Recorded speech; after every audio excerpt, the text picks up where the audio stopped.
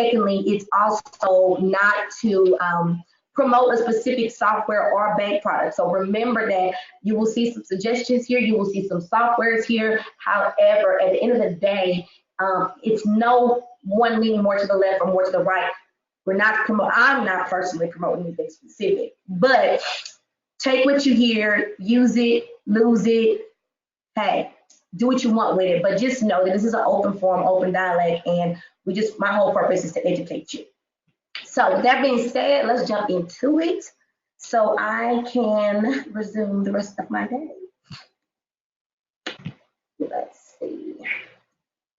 So how to choose the best software and bank products. But before we jump into that, I would like to encourage everyone definitely so that we're not forcing you to buy software and bank products, but definitely follow us on Instagram at RightWayTax, or you can follow me on my personal Instagram at Akilah_Gillespie, mainly so you can have access and be able to know about anything we have upcoming, because I've been known to kind of promote stuff like only on Instagram or only on Facebook, and people are like, well, I look for it. So basically, if you want to know about anything that's going on from a webinar, a networking mixer, I encourage you to sign up for everything. Follow us on Instagram, join the groups, sign up for email subscriptions, because I never know what day of the week or what thought process my brain is in as far as where I'm going to be posting to. So just mindful, follow us on Instagram at RightWayTax. So what is tax software? Well, of course, everyone, if you are a tax professional, mind this, I'm doing this presentation for a tax professional, meaning you have either an EFIN, a PTN, or you've been doing taxes for some time. If you are someone who's just been doing taxes through like some type of consumer-based software like TurboTax, or you don't take your preparation fees out of people refunds, then this presentation may not necessarily be for you, because some of the things may not apply to you. So with that being said, tax software, all tax professionals use. I don't care if you are the guru. I don't care if you are a CPA, an EA, a certified fraud examiner. I don't care what you are, what you do. If you're preparing taxes or doing any type of accounting, you are using some form of a professional grade software. So if you're going to do taxes and do taxes successfully, then yes, you need to, of course, have to invest in software. They range in prices, they range in styles, they just range in a whole lot of features. This list is not all inclusive. Right here, you'll see software brands here. This list is not all inclusive, but these are some of the ones I want to go through and run through really quickly. So the key points about using professional software is, one, basically, it just makes your job easier. With the new Tax Cuts and Jobs Act and things constantly changing in the tax preparation industry, you need to have a software to be able to keep up with all of this, and so that you don't have to. So as you're doing people's taxes and returns, hey, look, you don't have to figure out the calculations. The software should does it for you. When it comes down, like I said in my video, I consider it like clothing, right? Software is just like clothing.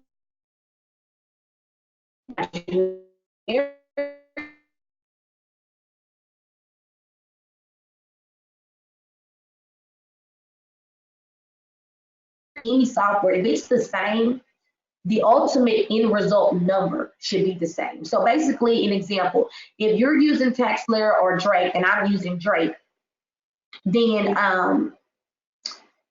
wait a minute, I need to turn off my webcam. So I'll turn off my webcam. You won't see me anymore, but you'll get to see this presentation. So basically, with that being said, excuse me, whether you're using Drake or whether you're using TaxSlayer or Intuit, it doesn't matter. All three of us can have the same software, but if we enter the same data, identical, meaning the same identical data the same way, then the software should generate the same results. Because one, the tax rules and how things are supposed to be calculated does not vary from software to software. So just because you use Drake or just because you use Crosslink does not mean that, hey, because I picked a better software, I'm going to get a better number. No, the number should be the same. It's taxes. Now, what comes into play here is not what software can get me a better number. What comes into play is what software offers me the better features or the things that I need most to run my tax office. Each one of them are very unique in their own ways. They all offer different features. They all get the same number if you do it the same way, but they all offer different features in terms of ease of use, little extra add-ons, little stuff.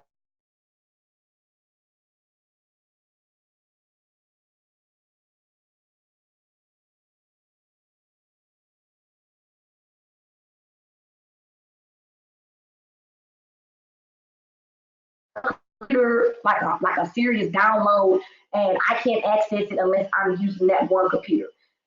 If that's a software, in my opinion, that's not for me. One, because I'm too mobile. I need flexibility. I need to know that no matter where I am in the city of Houston, I can log into my taxable software and work. I also have to manage multiple offices and multiple contractors and multiple locations.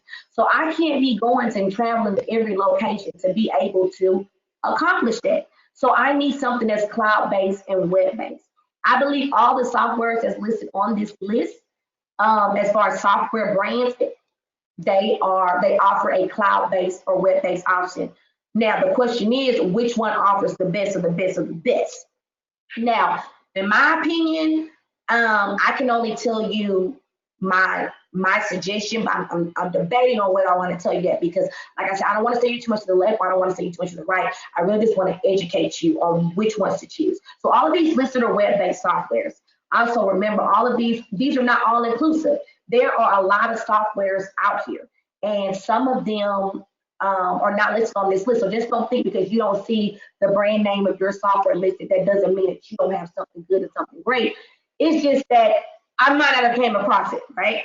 So with that being said, a lot of people look at brands like Drake. I think Drake is a great software if you are really a seasoned preparer and you have a wide variety of clientele. That's just my personal opinion of Drake.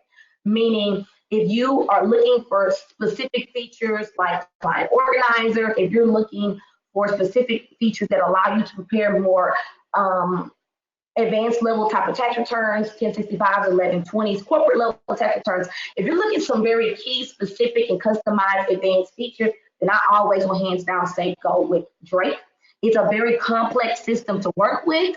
So I just put it like this. It's one of those brand name ones. And unless you are actually using those features, meaning if you purchase it just for the name and not for the actual features, because a lot of times we purchase things on our iPhones. We buy the iPhone and don't even use half the features that come with the iPhone because you don't know how to use them, or they don't apply to you and your lifestyle. But really and truly, you could have got some other brand of phone that would have been just fine and did the same thing as iPhone. But a lot of people like to buy things because of the name, of brand recognition, name recognition. So if you are a brandy person, go for it. You can always say, hey, I am Drake.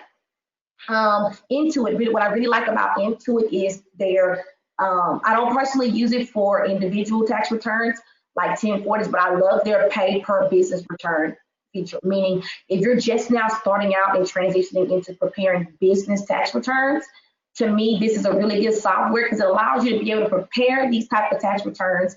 So you first start out getting into a new niche market, preparing new types of tax returns. The clients kind of trickle in. You have 1 or 2 here, 3 and 4 there, and you don't want to really buy an entire software just to service 2 or 3 clients. So I like Intuit because it allows you to, it's cloud-based, and it allows you to pay per return. So you can actually prepare your return using their software and actually pay for it right then and there. You don't have to buy a complete one-stop shop package, right? You use it accordingly. Of course, I'm going to always go with the Slayer because, hey, to me, it surpasses everyone in cloud-based. But like I said, that's my own personal opinion about it.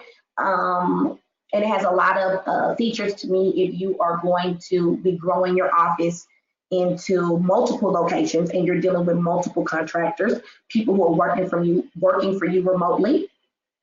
Tax-wise, that was my first love. That is the first software I ever used when I came into the tax preparation industry.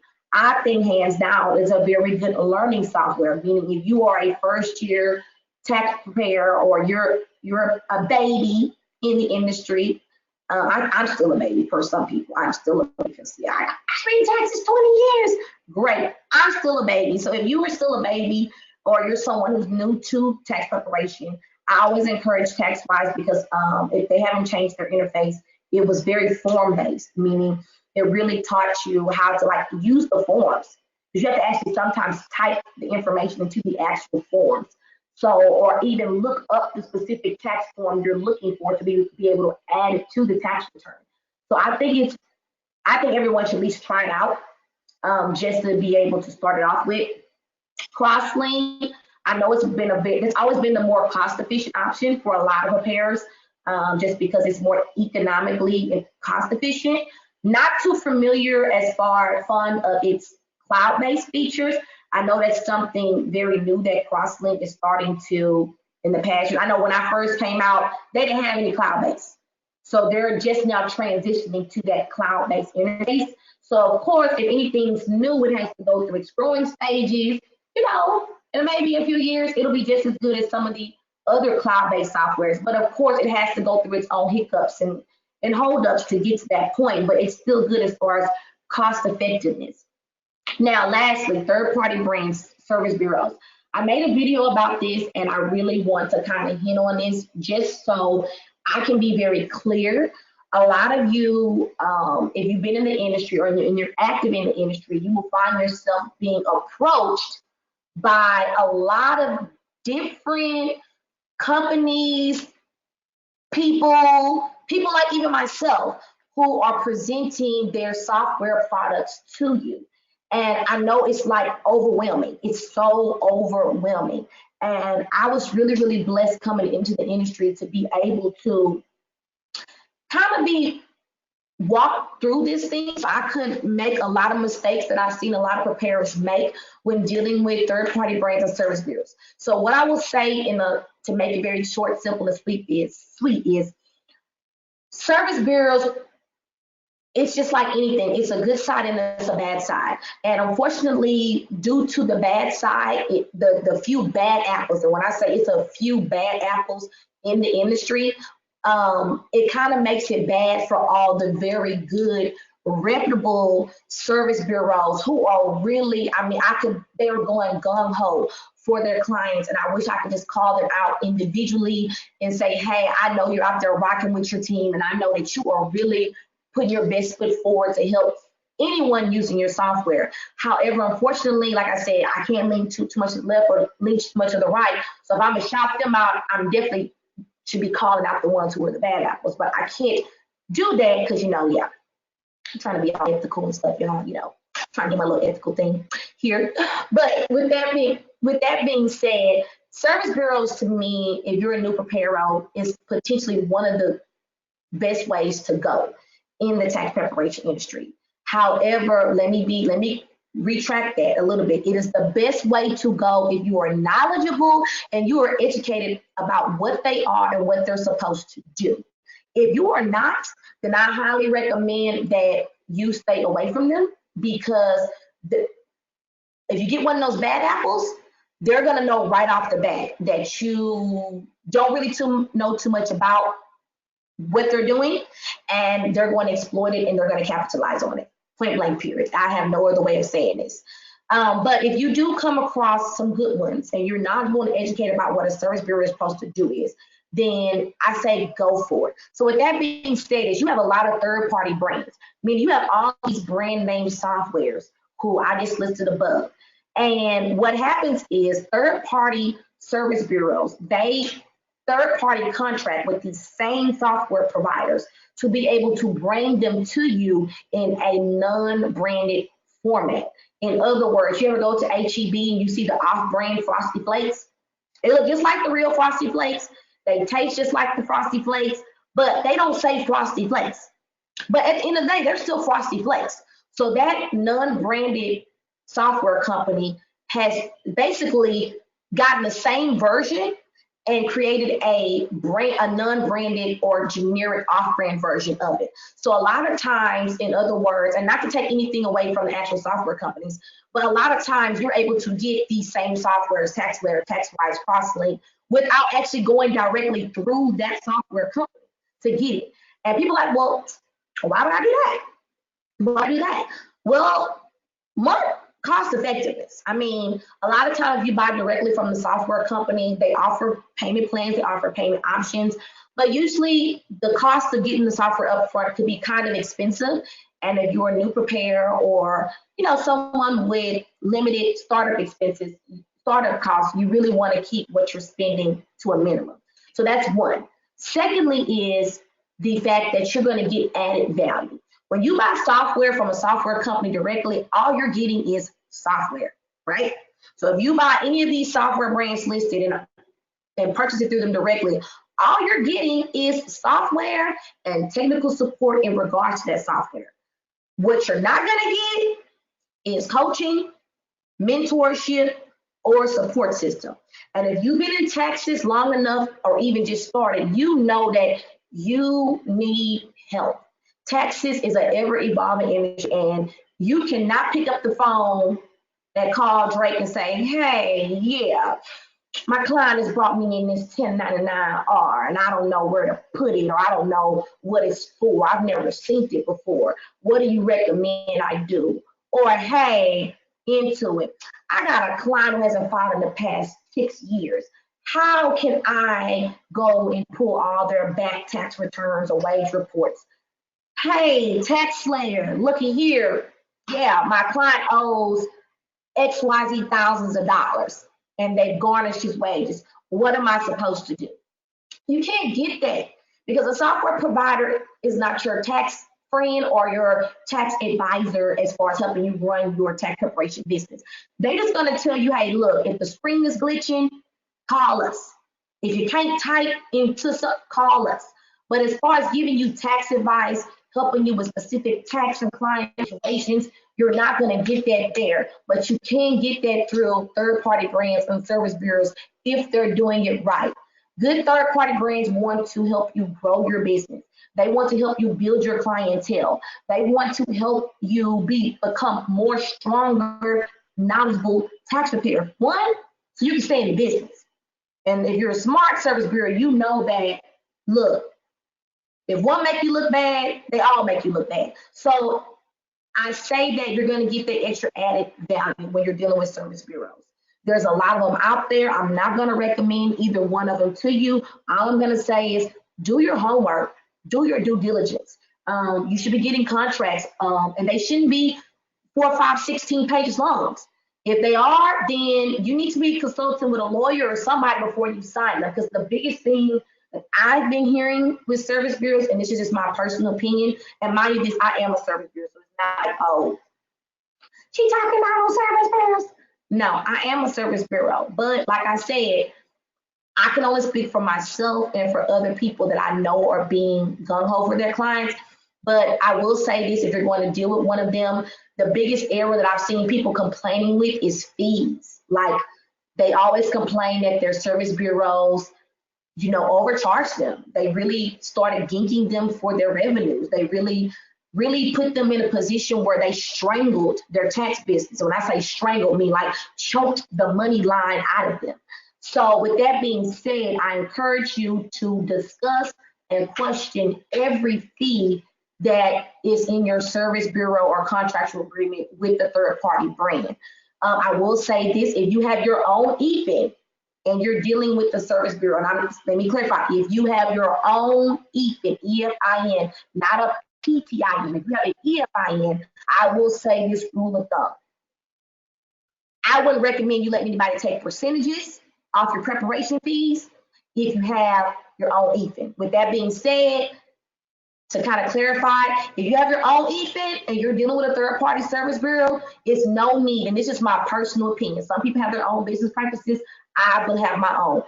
If they are a third-party service bureau, I do not, and they have their own, you have your own EFIN, I don't personally agree with 60-40, 70-30, 80-20 splits of your preparation fees. At the end of the day, that's your EFIN, your way, your money, right? You're using them for software, support, coaching, and mentorship. As far as cutting into your profit margins, to me, yeah, that's a story for a different day for a whole different group of people.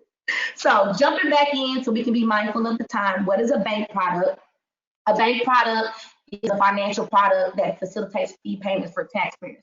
In other words, if you are a paid preparer, bank products is the vehicle that allows you to be able to take your fee from your client's refund. In other words, when the IRS releases their refund money, you don't have to go hunt down your money. If you charge $300, you should charge $300. You don't have to go hunt down your $300. The same day the IRS deposited, usually you get yours the day before, the day after. You also, it gives your clients the opportunity to be able to, have the option of not having to pay upfront for their tax returns. Some of the bank product providers are RA, TPG, Republic, Refundo. I'm going to reiterate it again. This is not an all-inclusive list. These are just some of the ones that I would say they're the spearheaders, but they're the most commonly known, in my opinion, right? So I'm going to switch to the next slide. Before I switch to the next slide, we're going to click, make sure you follow us on Instagram at Right Way Tax. And remember, we do these free webinars every Tuesday, start at 11 a.m. So bank product opt-ins. When you select a bank product, meaning going back to that other page of the different bank products, Refund Advantage, Santa Barbara, TPG, Santa Barbara and TPG are the same thing. But whichever one you decide to choose as a preparer, there are certain things outside of you getting your fees taken out why people choose to use bank products. So a lot of people's clients, they pay up front, so they don't need bank products. But for other clientele, depending on what type of niche market you're in, bank products also offer other features that could be beneficial to you, your tax office, and your clients, such as taxpayer advances. This has been really, really hot, depending on what your niche market is. If you do a lot of earned income tax credit clients, or not even just that, I find even non-EITC tax clients find this beneficial. What a taxpayer advance is what allows your clients to be able to get some of their tax refund advance to them early. Last year, I think it started on January the 2nd, where clients who came in and filed with you, they were able to get approved to get anywhere between, I think, $500 to $6,000 of their refund money within 24 hours. So when you use a bank product, this is one of the features that could be available to you. Another good thing why people use bank products is pre-season advances. And what that is basically an advancement for you, the tax preparer, of your tax preparation fees. So basically, if you've been in the tax business and you've been using bank products, you usually have the opportunity to be able to get some type of advancement of your tax preparation fees. So basically, most banks started around December the 1st, well, they start releasing you the tax preparer money to what? Decorate your office, money to hire new staff, whatever you want to use this money for. They give you an advance on what your prospective volume is going to be for the upcoming tax season. So from a business, planning perspective, if you are a tax office who generated, a good funding rate, and what a funding rate is, basically the percentage of your tax returns that actually pay out. So basically, if you do 100 tax returns and only 10 pay out, yeah, you got like a 10% funding rate. But if you're a tax preparer who has like anywhere between an 85 or 95% funding rate, most of the time your bank product provider will be offering you some type of pre-season advance, which is money that you can use and they will release to you as early as December to be able to use to do what you do. What they need to do, I don't know. It's your money, you use it. Just know that when you start getting get paid for your preparation fees during the actual tax season, they're gonna make you repay it. So be mindful of that too when you start taking out these pre-season advances for bank products. A rule of thumb, I've seen tax preparers do it before. They will opt in the refund advantage, take refund advantages pre-season advance, and then say, hey, I'm not gonna pay it back. I'm gonna go and do TPG and use TPG as my bank product provider. If you're one of those to tax preparers or tax offices, then yeah, that's a frown upon, very unethical, very low on the integrity scale. So I recommend that you do not do those type of things. In-fees advances and fee assist. This is another option as to why you should use bank products. Basically, what this means is as tax season starts, we all know due to the little pad ad, that means depending on your niche market, a lot of times you can't start to see your preparation fees because a lot of your clients won't even start to be able to receive their refund until after February 15th or March 15th, whatever day they pick it this year. I don't know, change it every year. So that's a long time to have to wait to start seeing your preparation fees. Meaning, hey, you got office rent to pay, you got employees to pay, you got expenses. So in-season advances and fee assists allow the bank product companies, the bank product providers will basically advance you a certain percentage of your tax preparation fee. So what that means is if you charge Sally $300 to do her taxes, that's your prep fee, right? That's your prep fee. When you submit an e-file that tax return, unless you opted into fee assist, then that means you have to wait all the way until whenever the IRS decides they want to release Sally's refund to be able to get that $300 you charged her. However, if you opted into fee assist, the next day or the same day when the IRS accepts that tax return and say, hey, it was accepted, that green light that we love to see, that means they will usually fund you a percentage. Sometimes it's 30%, sometimes it's 50%. It depends on your bank product provider. So if you charge $300, then your bank product provider will advance you 50% of that the very next day. So basically, you don't have to wait to be able to get your tax preparation fee. You can get some of it now to be able to offset some of the costs that may be strangling you to stay alive until your prep fees start kicking in. Now, I know it seems like a great feature. A lot of people love it. I personally, when you're dealing with lots of high volumes, I don't like it. So basically, understand this. They advance you 50% of your money. So just be mindful that when the IRS actually releases the remaining refund amount, they will deduct that from your other incoming preparation fees. It's not free money. This is it's an advance, meaning you have to repay it when your other money comes in. So if you're a business person who is very good with planning and being strategic about your cash flow, just be mindful that it is an advance, and whatever they give you, it must be given back. And it might just be given back on the very day that you need your biggest drop ever. So just be mindful of that. Software loans. This is something where software companies, right, bank products will actually advance you money to purchase software from some of the software providers that we looked at on the slide before. So in other words, if you want to purchase Drake, depending on what bank product provider you're with, they will say, hey, and say for instance, Drake costs $1,000. I'm just giving you an example. I don't really know their exact cost, so just know that. So say Drake costs $1,000. Your bank product provider will advance you the $1,000 to be able to purchase that software from Drake. Now, in my personal opinion, I ain't taking out no loans to purchase no software. Why? Because there's too many third-party service bureaus out here. So if you're going to use any of these products, it's going to be one of the three above: taxpayer advances, pre-season debt, and CMS. But I'm not taking out no loan or advancing no money just to pay for software. Why? It's too many other options to get software that I need to take out a $1,000 loan just to buy it right now. Even Drake offers payment plan options, I think. Don't call me to that. But I'm just saying, I would just give a payment plan with my software company. I wouldn't take out no software loan just to get that. That's my personal opinion. Some people use these software loans every year, but me as a best practice, personally, I mean, that's just some added debt or another liability for your business that personally you really don't need. So with that being said, all these things that I listed, these are all what you call opt-ins.